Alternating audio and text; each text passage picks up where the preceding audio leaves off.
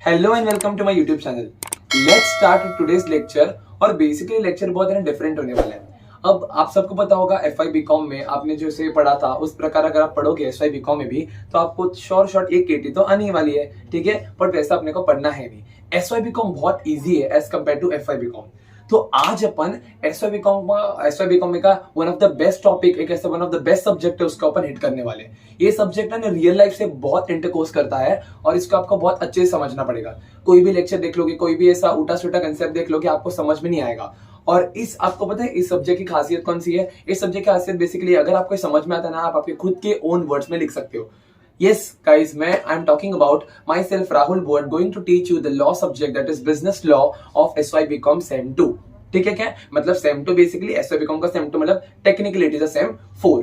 हम आज इस मतलब वीडियो लेक्चर में एकदम इंपॉर्टेंट टॉपिक करने वाले हैं जो एग्जाम में एकदम छोटा सा है। मतलब देखो वेटेज वाइज ये 20 मार्क का आता है, समझ में? वेटेज वाइज 20 मार्क का है, बट ये चैप्टर में पढ़ना है आपको बहुत कम। तो किस बात के जरिए अपन स्टार्ट करेंगे इस लेक्चर से और अच्छी तरीके से कंसेप्ट बाय कंसेप्ट हर चीज को अच्छी तरीके से समझ लेंगे और वन बाय वन कंसेप्ट हम लोग पढ़ेंगे नहीं, मैं आपको यहाँ पे याद भी करा दूंगा। तो आपको बेसिकली क्या करना है, डेली इस लेक्चर को जो मैं पोस्ट करूंगा आपको डेली देखना है, एक दिन भी गैप नहीं रखना है। बस आपको लेक्चर में बैठना है, कंसेप्ट दिमाग में घुस जाएंगे, याद हो जाएंगे और आपको प्रॉपर्ली एग्जाम में मार्क्स भी सिक्योर हो जाएंगे। बच्चा ये कंसेप्ट को छोड़ना नहीं, इस चैप्टर को छोड़ना है ही नहीं। अपन ने 20 मार्क्स अपने कंफर्म करने हैं, ठीक है क्या? 20 मार्क्स हो गए मतलब अपना बहुत सा विक्ट्री उधर क्लियर हो गया। क्लियर है क्या? Let's start with the topic. आगे न्यू मॉड्यूल में रेफर करता हूँ, पेज नंबर उसका है अपन मॉड्यूल नंबर मतलब बेसिकली चैप्टर नंबर 4 है the consumer protection act 1986 and competition act 2002। अब बेसिकली देखा जाए तो कंज्यूमर प्रोटेक्शन एक्ट सर हम लोग 12th में पढ़ के आए। अरे तुम लोग में से बहुत से ऐसे जो कोरोना में पास आउट हुए हो, ठीक है, तो तुमको बेसिकली कंज्यूमर प्रोटेक्शन क्या है थोड़ा थोड़ा वहां पे भी था 12th में। सो बेसिकली हम लोग देखते हैं कंज्यूमर प्रोटेक्शन एक्ट क्या है, एक्ट में बोला क्या गया है, एक्ट के प्रोविजंस बोलते क्या है, इसमें कौन से क्या क्या चीज है, ठीक है। Let's start with the topic. आपके पेज नंबर का बेसिकली ये चैप्टर में पेज नंबर है इसका 226। किसी किसी का page number might be different क्योंकि ये मनन प्रकाशन को ये बोलते हैं ना कि सेकेंड हैंड परचेस करता है, न्यू परचेस करता है, तो एज पर न्यू मॉडल एकदम लेटेस्ट एडिशन के हिसाब से इसका पेज नंबर 226 है। सबसे पहले चैप्टर को स्टार्ट करने से पहले हम लोग इसमें देख लेंगे कि चैप्टर क्या क्या बोलता है। सर के इंट्रोडक्शन देखना बहुत जरूरी है ऑब्वियसली, क्योंकि अगर आप पास पेपर उठा के देख लोगे ना तो इंट्रोडक्शन में से भी क्वेश्चन आता है कि ये डेफिनेशन का मतलब क्या है, ये डेफिनेशन का मतलब क्या। कितने मार्क आते हैं? 10 मार्क का एक क्वेश्चन आता है, तो आपको कुछ भी स्किप करना है ही नहीं, ठीक है। अब बहुत बकबक हो गया, let's start with the lecture now. Clear है? आ जाओ आपके पेज नंबर 226 पे आ जाइए, ठीक है। सो लेट्स स्टार्ट, ठीक है। बेसिकली हम लोग सबसे पहले चैप्टर को स्टार्ट करना। चैप्टर कौन सा? Consumer protection act 1986। So page number सब मैंने लिख दिया और फाइनली इस चैप्टर को स्टार्ट करेंगे। अब जैसे consumer protection act basically sir act क्यों बना गया है, इसका रूल्स क्या है, इसके रेगुलेशंस क्या है, लॉ क्या है, इसके सेक्शन क्या है, सब हम लोग वन बाय वन याद करते चलेंगे।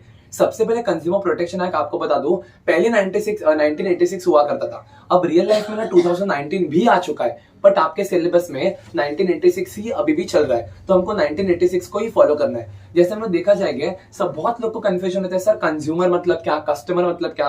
वन एंड द सेम ही होता है ना, जो कस्टमर होता है और कंज्यूमर ये सेम ही होता होगा? नहीं, द वर्ड कस्टमर और कंज्यूमर में बहुत डिफरेंस है। अब हम समझते हैं सर कंज्यूमर और कस्टमर में डिफरेंस क्या है। अब ध्यान से सुनो, एक बंदा है, ठीक है, समझो एक बंदा है, मैंने उसको हायर किया। फॉर एग्जांपल एक बंदा है ए है, ठीक है, वो शॉपकीपर के पास जाता है और उसके पास से लैपटॉप खरीदता है। क्या खरीदता है? लैपटॉप। बी अपना शॉपकीपर है, ठीक है, मतलब एक बंदा है जो बी ए जाता है बी के पास और लैपटॉप खरीदता है 1 लाख रुपीज का, समझा? तो ए हो गया कस्टमर सर, ठीक है। और ए ना ये लैपटॉप जाके अपने पापा को देता है और पापा उसके लैपटॉप वो यूज करते हैं, तो पापा बन गया कंज्यूमर। पापा क्या बन गए? कंज्यूमर। आपको डिफरेंस समझा? देखो ए ने लैपटॉप परचेस किया बी के पास से 1 लाख रुपए का, इतना क्लियर हुआ? तो ए ने सिर्फ परचेस किया, ए ने यूज किया क्या? नहीं, ए ने लैपटॉप परचेस किया बी के पास से और ए ने वो लैपटॉप परचेस किया अपने पापा के लिए। तो ए ने परचेस किया, जो कमोडिटी परचेस करते हैं, एक बंदा कोई चीज से परचेस करता है उसको बोलेंगे कस्टमर। समझ में? The person who purchase the commodity is called as customer. Clear हुआ? And the person who uses the product और uses the commodity is called as consumer. Clear है क्या? जो कमोडिटी परचेस करता है उसको क्या बोलेंगे अपन, कस्टमर, और जो कमोडिटी को यूज करता है उसको बोलेंगे कंज्यूमर। एग्जांपल दे दूं, समझो आपके घर पे बेबी होगा, ठीक है, आपने बेबी के लिए डायपर खरीदा, आपने खरीदा, समझ में, समझो मेरे घर पे बेबी है, मैंने बेबी के लिए डायपर खरीदा, तो मैं कौन हो गया, कस्टमर हो गया, और वो डायपर मैं थोड़ी यूटिलाइज करूंगा, मैं थोड़ी यूज करूंगा, वो बेबी यूज करेगा, तो बेबी कंज्यूमर हो गया। समझा क्या? कंज्यूमर प्रोटेक्शन एक्ट चालू करने से पहले आपको कस्टमर और कंज्यूमर के बीच का डिफरेंस पहले समझना होगा। कंज्यूमर वो बंदा होता है जो प्रोडक्ट को यूज करता है, और कस्टमर वो बंदा होता है जो कमोडिटी को क्या करता है, परचेस करता है। समझ में आया क्या? सबसे पहले एक्ट चालू करने से पहले आपको कस्टमर और कंज्यूमर के बीच का डिफरेंस समझना चाहिए, ठीक है। लेट्स स्टार्ट, ठीक है। तो थोड़ा सा ब्रीफ इंट्रोडक्शन दूंगा।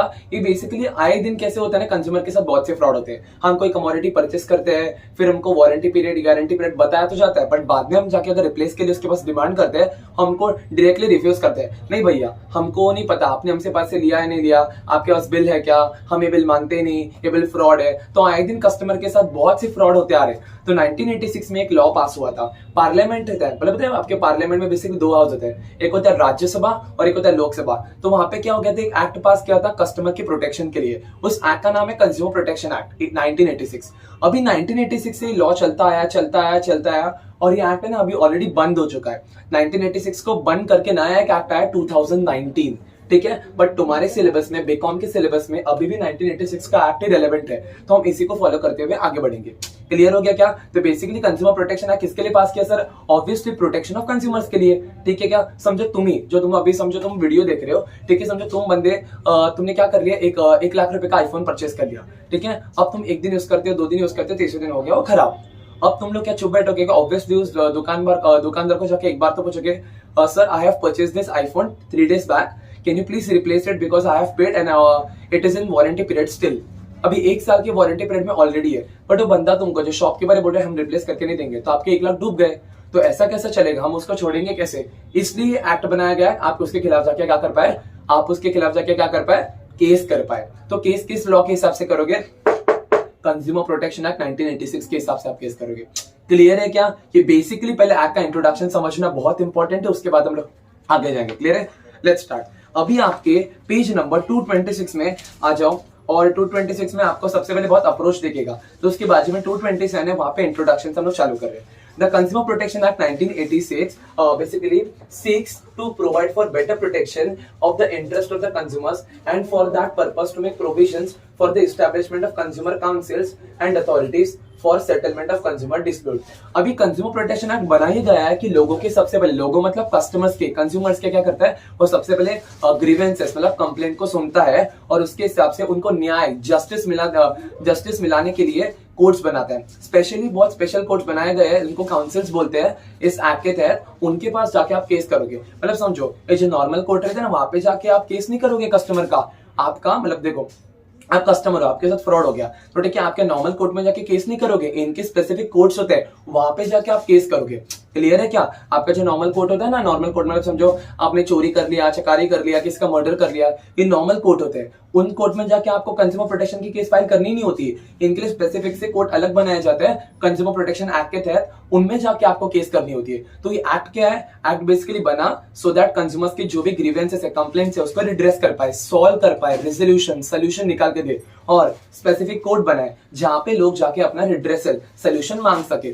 क्लियर हो गया क्या? बेसिकली उनको काउंसिल्स बोलते हैं। समझ में आया क्या? तो पहले 3 लाइन देखो क्या बोलते हैं। The consumer protection act seeks to provide मतलब ये बना इसीलिए है कि for better protection of the interest of the consumers, and for that purpose to make provision for establishment of consumer council, and consumer का interest protection करने के लिए ही, consumer को protect करने के लिए ही एक्ट बनाया गया, और कंज्यूमर के हित में एक्ट बनाया गया, और इसके अंदर ना कोर्ट्स बनाए गए, काउंसिल्स बनाए गए, जहां पे कंज्यूमर्स जाके अपनी ग्रीवेंसेस को, कंप्लेंट्स को पेश कर पाए, और लॉ उसको मतलब जज उसको देके समझे और डिसीजन दे दे। इतना ब्रीफ इंट्रोडक्शन आपको क्लियर हो गया क्या? इतना क्लियर हो गया? तो इधर तक आपको समझ। सो बेसिकली हमने अब तक ये समझा कि कंज्यूमर प्रोटेक्शन एक्ट पास हुआ है कंज्यूमर को प्रोटेक्ट करने के लिए, और एक्ट के तहत बहुत से कोर्ट्स या फिर काउंसिल्स बनाए गए जहां पे कंज्यूमर जाके अपनी कंप्लेंट को पेश करेगा, और वहां पे जाके उनको अपनी कंप्लेंट का निवारण, दैट इज सोल्यूशन करके मिलेगा। तो पहली 4 लाइन का आपको मार्किंग कर लेना है, और यही इंट्रोडक्शन इस चैप्टर का। और हम लोग इसी प्रकार क्या काउंसिल्स है, क्या लॉ बना है, कैसे जाना है, केस फाइल करना है, कौन से कोर्ट के पास जाना है, कब जाना है, सब इस एक्ट में लेकर जो हम लोग वन बाय वन करके करके इसको अच्छे से समझ लेंगे। क्लियर है क्या? चलो आगे बढ़ते हैं। तो सर मार्किंग कहां से कहां तक लेना है? तो सबसे पहले लाइन में आपको मिलेगा था consumer protection act 1986 to provide seeks to provide better protection of the interest of the consumers and for the purpose to make provisions for the establishment मतलब बनाना, establishment of consumers खाने वाला नहीं है, बनाना मतलब स्थापित करना, ठीक है, councils and other authorities for the settlement मतलब solution, resolution, redressal of the consumers dispute and for the matters connected therewith। Clear है? उधर तक आपको बंद कर देना है, उधर तक आपको ये ब्रैकेट बंद कर देना है, मतलब ये बेसिकली एक्ट का इंट्रोडक्शन है। क्लियर है क्या? एक्ट मतलब क्या होता है? लॉ, कायदा, कानून। क्लियर है? आगे बढ़ते हैं। हम लोग कौन सी एक्ट कर रहे हैं आपको अभी तक तो पता चल ही गया होगा, आई गेस, ठीक है। तो consumer protection act 1986, consumer protection act 1986। जो मैं बोलूंगा ना मेरे साथ बोलते रहना है, मैं बोलूंगा तो बोलते रहना है, रिवाइज मेमोराइज अच्छे से यहीं पे हो जाना है अपन ना, ठीक है। आगे बढ़ते हैं। अभी हम लोग ना चलेंगे पेज नंबर 228 पे, ऑब्जेक्ट, बना क्यों ये एक्ट।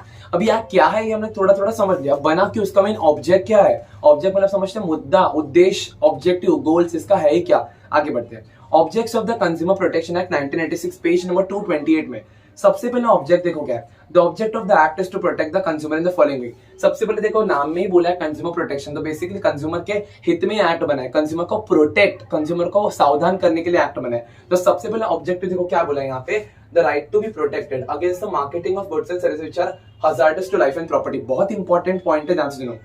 अभी सबसे पहले कंज्यूमर प्रोटेक्शन एक्ट ने पहली राइट क्या बताता है, कंज्यूमर के पास पहले तो बहुत से राइट्स है, उसमें की पहली राइट ये बताता है कि protect the consumers against the marketing of commodities and services which are hazardous. Sir hazardous का मतलब क्या? डेंजरस।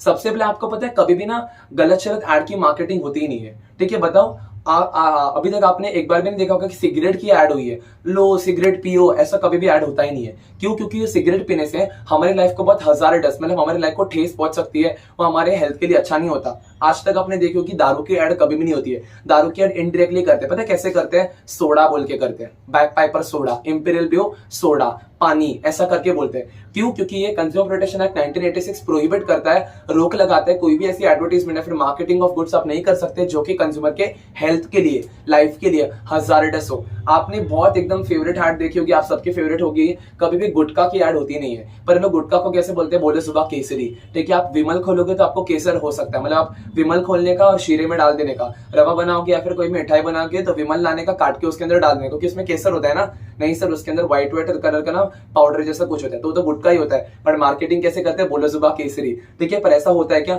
नहीं होता है। तो कभी भी आपको कोई भी ऐसे कमोडिटी जो कोई भी ऐसे गुड्स जिनका है ना, जिनका आपने खा के अपने लाइफ को ना बहुत बोलते ना कि हजार्डस है, हजार्डस इन सेंस अपने लाइफ को बहुत डेंजरस है, खा के अपने को ना हानि पहुंच सकती है, ऐसे कोई भी गुड्स की अपन मार्केटिंग करना बहुत बोलते ना बैन ही है। तो कोई भी टीवी में आपको देखेगा नहीं कि सोडा की ऐड, ये फॉर एग्जांपल दारू की ऐड हुई है, सिगरेट को बेचने के लिए ऐड हुई है, तंबाकू को बेचने के लिए ऐड हुई है। हाँ, ऐसी ऐड होती है कि तंबाकू खाना हानिकारक है, तो ये मतलब नहीं खाए ना, इसलिए तो ऐसा बोले, ठीक है। तो बेसिकली ये राइट जो हमको बोलते हैं, right to protect the consumers against the marketing of any kind of goods which are hazardous मतलब डेंजरस। उधर अंडरलाइन करके उसके टकले पे उसके ऊपर लिखना डेंजरस, हजार्डस का मतलब है डेंजरस। तो सबसे पहले राइट ये बोलती है कंज्यूमर के हित में कि कंज्यूमर को प्रोटेक्शन मिलना चाहिए, कोई भी ऐसे कमोडिटी के अगेंस्ट, कोई भी ऐसे कमोडिटी का मार्केटिंग होना नहीं चाहिए जो हमारे हेल्थ के लिए, लाइफ के लिए हजार्डस या फिर डेंजरस प्रूव हो। समझा अच्छे से पहला ऑब्जेक्टिव? चलो, the right to be protected, ठीक है, अगेंस्ट मतलब इसके अगेंस्ट है, खिलाफ,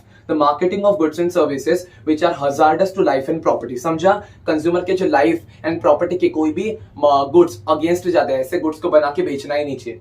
समझा कि नहीं? चलो नेक्स्ट करते हैं। सबसे पहले right to be protected against marketing of any goods which are hazardous to life and property. Right to be protected against marketing of any goods which are hazardous to life and property. मेरे साथ बार बार repeat करना, चिपक जाएगा दिमाग में, guarantee दे रहा हूं। The right to be protected, the right to be protected, the right to be protected, फिर से the right to be protected against marketing of any goods, the right to be protected against marketing of any good, the right to be protected against marketing of any goods which are hazardous to the life and property of the consumer. समझा? which are hazardous to the life and property of the consumer, the right to be protected against the marketing of any goods which are hazardous to the life and property of the consumer. समझा? गुस्सा चिपका एकदम? चलो next, the right to be informed about the quality, quantity, potency, purity. आगे बढ़ते हैं। अब बताओ, देखो राइट टू बी इन्फॉर्म्ड। अभी कंज्यूमर को देखो, आपने कोई भी अगर आप कमोडिटी परचेस करते हो ना, उसके ऊपर बहुत सी इन्फॉर्मेशन लिखी रहती है। फॉर एग्जाम्पल मैं आपका ना डेली एग्जाम्पल लेता हूँ। समझो, आप दुकान में जब सुबह उठते हो, आप दुकान में जाते हो, आपने वहां से बिस्किट का पैकेट परचेस करते हो। यू पे 20 rupees and you purchase a biscuit packet called a good day.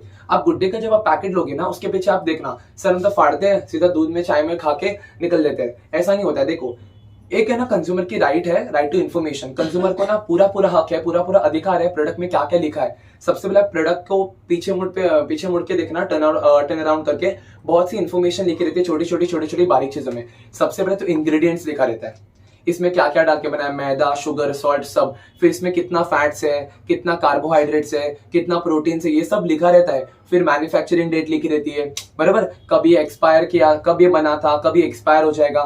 फिर पता है, आपने बहुत बार देखा होगा, ये पता है, ये हमेशा हर एक प्रोडक्ट पे होता है। अगर ये प्रोडक्ट पे कोई नहीं होगा, प्रोडक्ट बैन हो जाएगा। देखा आपने, डॉट होता है प्रोडक्ट के ऊपर, डॉट। एक ग्रीन डॉट होता है और एक होता है रेड डॉट। ग्रीन डॉट क्या इंडिकेट करता है कि वो प्रोडक्ट वेज है, रेड डॉट क्या इंडिकेट करता है वो प्रोडक्ट नॉन वेज है। तो ये क्या है, इन्फॉर्मेशन है। ये क्या है, इन्फॉर्मेशन। प्रोडक्ट हमेशा कस्टमर को इन्फॉर्मेशन देनी चाहिए कि प्रोडक्ट की क्वालिटी कैसी है, क्वांटिटी कैसी है, उसका इंग्रेडिएंट्स क्या है, उसको बनाने में क्या प्रोसेस लगा है, उसमें क्या क्या चीजें डली गई है, क्लियर है। Manufacturing date, expiry date, all things should be mentioned on the product itself. I hope I am clear about it. Clear है? Let's take the marking. तो कंज्यूमर को पूरा अधिकार है जो प्रोडक्ट खा रहे हैं उसके बारे में उसको जानकारी हो। चले आगे बढ़ते हैं। The right to be informed about the quality. देखो, क्वांटिटी, पोटेंसी। पोटेंसी समझते हो, मतलब प्रोडक्ट खा के आपको क्या हो सकता है, बराबर। चलो, प्योरिटी, पूरा प्योरिटी के हिसाब से बनाया गया है इसको। Standard and price of the goods and services, most important. कोई भी प्रोडक्ट लेते हो उसके ऊपर प्राइस टैग तो होगा ही ना। दो बताओ क्या क्या चीजें लिखी रहती है प्रोडक्ट के ऊपर। Quality, quantity. आपने सर क्वांटिटी किधर दिखते हैं? अरे 100 ग्राम्स, 200 ग्राम्स, 150 ग्राम वेफर, 15 ग्राम, बराबर, ये सब चीजें लिखी रहती है ना। तो सबसे पहले क्या लिखा रहता है? Quality, quantity, potency, purity, price of the goods. क्या क्या लिखा रहता है? Quality, quantity, potency, purity, type of the goods. समझ में आ गया? या फिर प्राइस। क्लियर है? क्या? चलो आगे बढ़ते हैं। Quality, quantity, potency, purity, standard and price of the goods and services as the case may be, so as to protect the consumers against unfair trade practices. पूरी तरीके से प्रोडक्ट के बारे में इंफॉर्मेशन उसके पैकेजिंग के ऊपर दी जाती है। समझ में आया? सबसे पहले क्या बोला? सबसे पहले राइट, या फिर सबसे पहले ऑब्जेक्टिव हमने कौन सा देखा कि कंज्यूमर को कोई भी ऐसा गुड्स की मार्केटिंग नहीं करनी चाहिए which goes against or which proves hazardous to the life and property of the consumer। Second में क्या बोला? कंज्यूमर को हर एक प्रोडक्ट के बारे में क्या देनी चाहिए? इन्फॉर्मेशन देनी चाहिए। वो इन्फॉर्मेशन कैसे होगी? Information with regard to quality, quantity, potency, purity, standard and price of the goods and services. Clear है? क्या ये सारी चीजें प्रोडक्ट के ऊपर मेंशन रहती है। समझा? अगर आपने नहीं देखो तो नेक्स्ट टाइम कोई भी कमोडिटी परचेस कर लो, हर एक कमोडिटी के ऊपर सब लिखा ही रहता है। क्लियर है? क्या पहला तो समझा राइट टू बी प्रोटेक्टेड, और दूसरा था राइट टू बी इन्फॉर्म। सबसे पहले right to be protected, second कौन सा? Right to be inform. पहला कौन सा? Right to be protected. फिर से बोलो, पहला कौन सा? Right to be protected. पहला कौन सा? Right to be protected. पहला कौन सा? Right to be protected. पहला कौन सा? सर दो दिखा रहे हो। पहला कौन सा? Right to be protected. Second कौन सा? Right to be informed. Clear है? इन्फॉर्मेशन किस बारे में? Quality, quantity, potency, purity, standard and price of the goods and services. समझा? चल आगे बढ़ते हैं। Right to be assured, wherever possible, access to variety of goods and services are at competitive prices। ध्यान से सुनो, right to be assured. Right to be assured का मतलब क्या होता है? इसको ना ब्रैकेट में लिख सकते हो, राइट टू बी चूज। अभी इसमें क्या बोला है ना, देखो ध्यान से देखो, आपको ना आपकी मम्मी ने भेजा कि जाके टाइड का पैकेट लेके आ 20 रुपीज का। ठीक है? आप गए, अपने दुकान वाले को बोला मेरे को ना 20 रुपीज का टाइड का पैकेट चाहिए। आपको बंदा क्या बोल रहे? देखो सामने ना शॉपकीपर बोलते हैं, बच्चा 20 रुपए में ना, 20 उससे सस्ते में देखना, उससे सस्ते में देख, ये वाला भी बहुत अच्छा है मार्केट में, तू एरियल खरीद ले, एरियल खरीद ले। आपको घर से क्या बोला है? टाइड खरीदना है। वो जानबूझ के आपको फोर्स कर रहा है कि एरियल परचेस कर। आपको नहीं करना है। पता है क्यों? हमेशा ऐसा आपके साथ कभी ना कभी तो हुआ होगा, आपको कोई दूसरा प्रोडक्ट चाहिए, सेम प्रोडक्ट का है पर कंपनी दूसरा है, वो जानबूझ के सेलर आपको बोलेगा ये दूसरा लेना, दूसरा। क्यों? पता है? क्योंकि आपके जो टाइड है उसमें उसका मार्जिन कम मिल रहा है, दूसरे प्रोडक्ट में उसका मार्जिन ज्यादा मिलता है, तो आपको फोर्स करेंगे कि आपको दूसरा प्रोडक्ट परचेस करे। नहीं ना, मेरे को जो परचेस करने में वही परचेस करूंगा, पैसा मैं दे रहा हूँ कि तू दे रहा है। हमको राइट टू चूज होना चाहिए। समझ में? राइट टू अश्योर्ड मतलब राइट टू चूज, जो मेरे को चाहिए वो ही आपको लेना है। सामने वाला आपको कितना भी मतलब ना कि फोर्स करे सेलर कि दूसरा कमोडिटी परचेस करे, नहीं, आपको वही परचेस करना है जिसकी आपकी अश्योरिटी है। आप टाइड हमेशा यूज करते हो, क्यों? दुकान वाला आपको सर फोर्स हमको क्यों कर रहा है? क्योंकि उसमें दूसरे प्रोडक्ट में उसका ज्यादा मार्जिन है और आप जो खरीदे उसमें उसका कम मार्जिन है ना। समझा कि नहीं समझा? इसलिए तो राइट टू अश्योरिटी क्या बोलता है? कंज्यूमर के पास फ्री चॉइस है, उसको कोई भी बोलते हैं फोर्स नहीं कर सकता, कोई भी सेलर उसको फोर्स नहीं कर सकता कि कोई भी कमोडिटी परचेस करने के लिए। क्लियर है क्या? आगे बढ़ते हैं।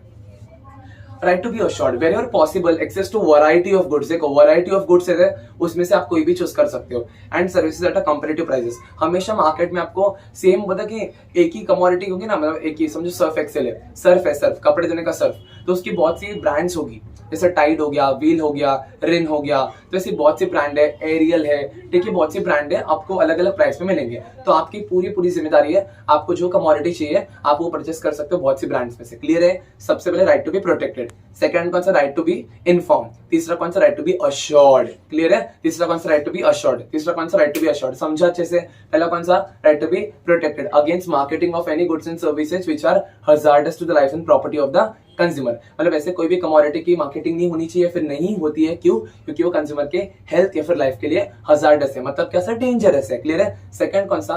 Right to be protected, sorry right to be inform. Inform में क्या होता है? अभी कमोडिटी को भी परचेस करते हैं उसके ऊपर पूरा उसकी इन्फॉर्मेशन लिखा है, जैसे कि क्वालिटी कैसी है, क्वांटिटी कैसी है, कितने का है, ठीक है, उसकी डेट्स क्या है, manufacturing date, purity, potency, price specifically, ये सारी इन्फॉर्मेशन कंज्यूमर को मिलती है उसके पैकेजिंग के ऊपर से। थर्ड है right to assurity. Right to assurity का मतलब क्या होता है? मार्केट में वैरायटी ऑफ गुड्स अवेलेबल रहेंगे अलग अलग कंपेटिटिव प्राइस पे, तो आपका पूरा अश्योरिटी, आपको कोई भी जो प्रोडक्ट पसंद है आप वो आपके हिसाब से ले सकते हो, आपको कोई बंदा फोर्स नहीं कर सकता है पर्टिकुलर प्रोडक्ट या फिर कमोडिटी परचेस करने के लिए। गुस्सा एकदम अच्छे से? चल आगे बढ़ते हैं। राइट टू बी हर्ड, ध्यान से सुना, ये समझना नहीं है। राइट टू बी हर्ड मतलब हर्ड वो वाले हर्ड नहीं है, और सुनना ये भी हर्ड नहीं है, ध्यान से सुन। राइट टू बी हर्ड मतलब क्या? Right to be heard and to be assured that the consumer's interest will receive due consideration at appropriate forum। ध्यान सुनो, लेक्चर के स्टार्टिंग में मैंने 2-3 चीज बताई थी आपको, पता है आपको मैंने क्या बोला था? कि देखो आपको अगर समझो फॉर एग्जांपल एक है ना ए नाम का बंदा है, ठीक है, समझो ए नाम का बंदा है, उसने क्या किया? 1 लाख का फोन खरीद लिया, ठीक है, 1 लाख का उसने फोन खरीद लिया और दुकान वाले को पूछा इसका कुछ गारंटी वारंटी मिलेगा क्या? दुकान वाले ने बोला अरे भाई 2 साल का गारंटी। समझा क्या? ए ने 1 लाख का फोन लिया दुकान वाले के पास से, 2 साल का गारंटी है, 3-4 दिन 5-1 महीने के बाद फोन खराब, ठीक है, इसको टेंशन तो आया पर टेंशन थोड़ा कम था क्योंकि गारंटी पीरियड में खराब हुआ ना। गया दुकान वाले के पास, रिप्लेस करने के लिए बोला या फिर उसको रिपेयर करने के लिए बोला, दुकान वाले ने मना कर दिया, नहीं करेगा जा। अरे वारंटी पीरियड में, गारंटी पीरियड नहीं करेगा, जाना नहीं करने का है, ठीक है। इसको आया गुस्सा, ये गया कंज्यूमर के कोर्ट में। ध्यान से सुनिए, किधर गया? कंज्यूमर के कोर्ट में। नॉर्मल कोर्ट में जा सकता है? नहीं, कंज्यूमर कोर्ट है ना, कंज्यूमर कोर्ट स्पेसिफिकली बनाए जाते हैं, तो कंज्यूमर कोर्ट में जाके ना इसने केस फाइल किया। अब ये पूरा अधिकार है कंज्यूमर को अपनी मतलब कोर्ट में जाके अपना पूरा जो भी अपने साथ वो चीज हुई है ना कंप्लेंट, पूरा अच्छे तरीके से रखने का अधिकार है। और कोर्ट की भी जिम्मेदारी है उसकी कंप्लेंट को सुनना और उसके ऊपर काम करना। सिर्फ सुनना नहीं, सुन के उसके ऊपर एक्शन भी लेना। मतलब मेरे साथ वो बंदे के साथ गलत हुआ ही था ना, 1 लाख का फोन परचेस कर लिया भाई ने और 1 मंथ में it got destroyed, right. So shopkeeper भी उसको रिप्लेस करने के लिए रेडी नहीं था, तो कहाँ गया? किसके पास गया? वो कोर्ट में गया, शॉपकीपर को जाके बोला भाई रिप्लेस कर, तो उसने नहीं सुना ना, फिर कोर्ट में गया। तो कोर्ट में गया तो जज को भी सुननी चाहिए इसकी कंप्लेंट को और उसके ऊपर काम भी करना चाहिए। इसको बोलते हैं राइट टू बी हर्ड। मतलब सिर्फ सुन के छोड़ना नहीं चाहिए, उसके ऊपर काम कार्रवाई चालू करना चाहिए जिस बंदे ने इसके साथ फ्रॉड किया। एकदम अच्छे से समझा क्या? Right to be heard. सबसे पहले राइट अपन ने कौन सी करी? मुझे फटाफट बताओ। राइट टू प्रोटेक्शन, सेकंड कौन सा? राइट टू इन्फॉर्मेशन, तीसरा कौन सा? राइट टू अश्योर्ड या फिर अश्योरिटी, और अभी अपन ने कौन सा किया? Right to be heard. Clear है क्या? राइट टू बी हर्ड समझा अच्छे से? चलो हम आगे बढ़ते हैं अभी धीरे धीरे। तो राइट टू वर्ड समझा ना आपको अच्छे से? ठीक है, हम एक बार इसको अच्छे से मार्किंग के साथ देखते हैं। सो राइट टू वर्ड में हमने देखा right to word and to be assured that consumers interest, मतलब कंज्यूमर का जो भी कंप्लेंट है वो will receive due consideration at the appropriate forum. Forum का मतलब कंज्यूमर कोर्ट, ठीक है, एप्रोप्रिएट फोरम मतलब कंज्यूमर का कोर्ट। आपकी जो भी मतलब 1 लाख का उसका जो भी लॉस हुआ था वो फोन परचेस करके वो सेलर के अगेंस्ट जाके कंज्यूमर कोर्ट में केस करेगा, और कंज्यूमर कोर्ट ने सिर्फ सुनना नहीं, उसके ऊपर कार्रवाई या फिर बोलते हैं कि उसका कंसिडरेशन में भी लेना है। समझ में आया क्या? आगे बढ़ते हैं। तो राइट टू सीक रिड्रेसल, देखो finally against unfair trade practices और रेस्ट्रिक्टेड ट्रेड प्रैक्टिसेस और अनस्क्रपलेस मतलब देखो निर्दयी या फिर बोलते हैं ना बैड बिहेवियर, ठीक है, निर्दयी या फिर bad behaviour, exploitation of consumer. Exploitation of consumer मतलब कंज्यूमर को ना अब बोलते हैं कंज्यूमर के साथ बहुत चीटिंग कर लेना, उनको फंसा देना, इसको बोलेंगे अनस्क्रपलेस एक्सप्लॉयटेशन ऑफ कंज्यूमर्स। अब ध्यान से सुनो, ये पॉइंट बहुत से बच्चों को नहीं समझता, इसको स्टार मार्क करके पढ़ना। अभी वर्ड देखो, सबसे पहले रिड्रेसल, रिड्रेसल सीक रिड्रेसल मतलब रिड्रेसल मांगना, सोल्यूशन मांगना। क्लियर है? रिड्रेसल का मतलब सोल्यूशन, रिड्रेसल का मतलब क्या? सोल्यूशन। क्लियर है? अंडरलाइन करके लिखो, सुन के छोड़ो मत। और एक बार लिख लोगे ना कोई भी शब्द को, redressal is equal to solution, तो जिंदगी भर याद रह जाएगा। ठीक है, आगे बढ़ते हैं। सीक रिड्रेसल का मतलब क्या, देखो अभी कंज्यूमर का है ना, देखो सेम केस अपन पकड़ेंगे। जैसे क्या, एक बंदे ने आईफोन लिया था, 2 साल का गारंटी था, 1 महीने में खराब, गया सेलर के पास, सेलर बोला कि नहीं देगा, बदल के गया कोर्ट के पास। अब कोर्ट के पास गया, कोर्ट ने उसको सुना और कार्रवाई चालू किया। अभी कार्रवाई चालू नहीं करना है, मतलब कार्रवाई तो चालू करना है उसका, हाँ ठीक है, तारीख पे तारीख, हाँ आना बाद में, अभी अभी नहीं, अभी नेक्स्ट टाइम, अभी तारीख पे तारीख, तारीख पे तारीख नहीं, फटाफट इसका सोल्यूशन आ जाना चाहिए। मैं गलत नहीं हूँ, मैंने इतना इतना परचेस किया था, मेरे पास वारंटी गारंटी कार्ड है, फटाक से इसका सोल्यूशन आ जाना चाहिए। मतलब कंज्यूमर के पास पूरा पूरा अधिकार है अपने हक को जाके एक्सेस करना। मतलब क्या, मैंने इतना पैसा दिया है, उसके आगे जाके केस किया, तो केस का फटाक से सोल्यूशन भी आना चाहिए।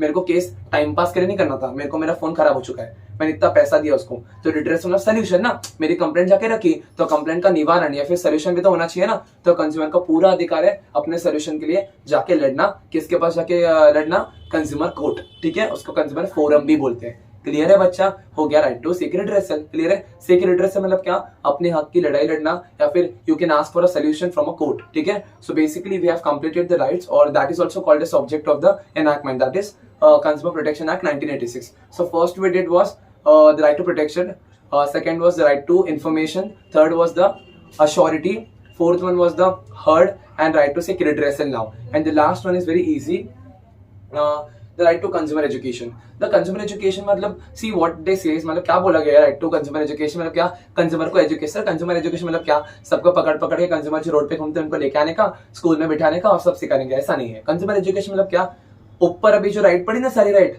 उनके बारे में उनको बताने का कि तेरे पास ये भी राइट है, तेरे पास ये भी राइट है, तू ये भी कर सकता है, तू ये भी कर सकता है। अपने राइट्स के बारे में, अपने हक के बारे में उनको बताना, ये होता है राइट टू कंज्यूमर एजुकेशन।